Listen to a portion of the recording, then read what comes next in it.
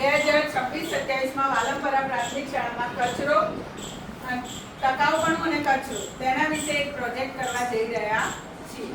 તો ટકાઉપણું અને કચરો શા માટે? પહેલા એ સમજવું કે આપણે કચરાનો પ્રોજેક્ટ કરવાની જરૂરિયાત કેમ પડી. તો તમે અત્યારે જોજો કે દિવસે દિવસે કચરાનું પ્રમાણ શું થાય છે?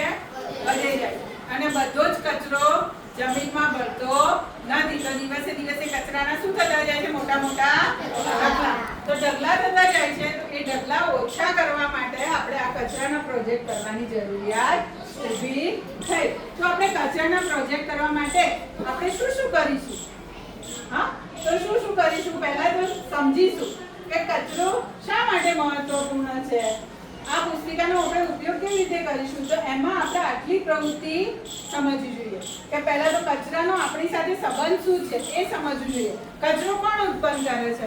આપણે. કે આપણે કોઈ વસ્તુ છે નકામી થઈ ગઈ છે, બિનજરૂરી થઈ ગઈ છે, જરૂરી નથી, તો એને શું કરી નાખીએ છીએ?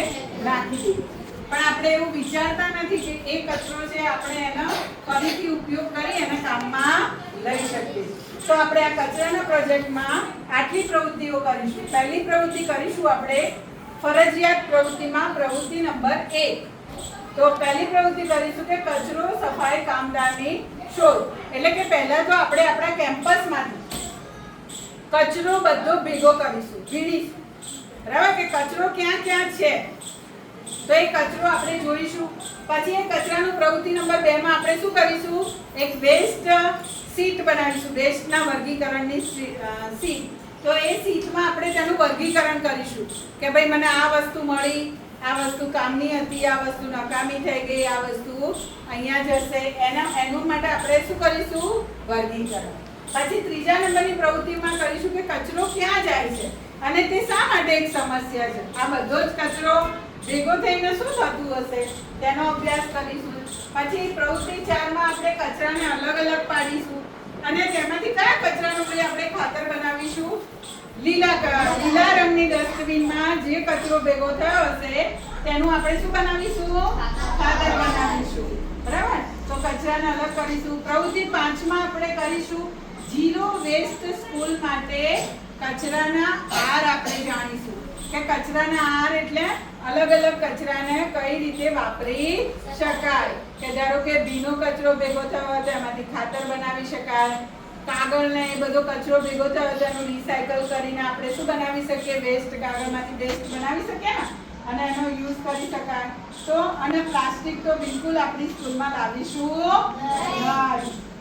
તો આપણે ઝીરો વેસ્ટ સ્કૂલ બનાવીશું, કચરાના આર જાણીશું અને પછી એ ફરજિયાત પ્રવૃત્તિઓ પૂરી થયા પછી આપણે વૈકલ્પિક પ્રવૃત્તિઓ કરીશું. તો વૈકલ્પિક પ્રવૃત્તિમાં શું કરીશું? કે પહેલી પ્રવૃત્તિ છે કે ત્યારે અને હવે. પહેલા શું હતું અને હવે શું છે? તો આપણે 5 તહેવારો લઈશું. ઉત્તરાયણ, પછી જન્મદિવસ, દિવાળી, હોળી, એ બધાની પ્રવૃત્તિમાં આપણે જાણીશું કે પહેલા શું હતું, હવે શું છે. પહેલા કચરાનું પ્રમાણ કેટલું થતું હતું, હવે કચરાનું પ્રમાણ કેટલું થાય છે એ કરીશું. પછી પેકેજિંગ સમસ્યા. તો જૂના પેલા કેળાના પત્તામાંથી, મોટા પત્તામાંથી પેકેજિંગ કેવી રીતે કરી શકાય એ પણ આપણે શીખીશું. એવી પ્રવૃત્તિઓ કરીશું. બરાબર?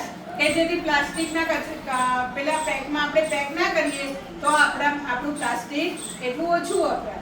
તો આપણે કેવી રીતે કાગળમાં પેક કરી શકીએ, કેવી રીતે પત્તાનો ઉપયોગ કરીને પેક કરીશું તે પેકેજિંગ સમસ્યા શીખીશું. કૃષિ અને કચરા વિશે જાણીશું અને કચરાના જીવનમાં એક દિવસ કામદાર એને જઈને મળીશું આપણે અને એના પ્રશ્નો પણ પૂછીશું કે ભાઈ કે કેવી રીતે તમે લોકો કામ કરો છો, તમને શું મુશ્કેલીઓ પડે છે એ પ્રવૃત્તિ કરીશું. અને આ બધું જ કર્યા પછી આપણે ભાગ 2 માં ફરજિયાત પ્રવૃત્તિ કરીશું. તેમાં કરીશું સમુદાયને ટકાઉ કચરા તરફ ખસેડવાનું વ્યવસ્થાપન. કે આખા જે સમુદાય છે એમાં કચરો ઓછો કેવી રીતે કરી શકાય તેના વિશેનો એક આપણે સરસ મજાનો નિબંધ લખીશું. અને આમ આપણે આખા કચરાની જે વર્ગીકરણની જે પ્રવૃત્તિ છે એ આપણે આપણી આ ટીમને ભેગા મળી અને કામ કરીશું. બોલો, બધા સાથે બોલીશું કે આપણી શાળાને કચરા વિશેનો પ્રોજેક્ટ કરીને કચરા મુક્ત બનાવીશું. સ્કૂલની સાથે સાથે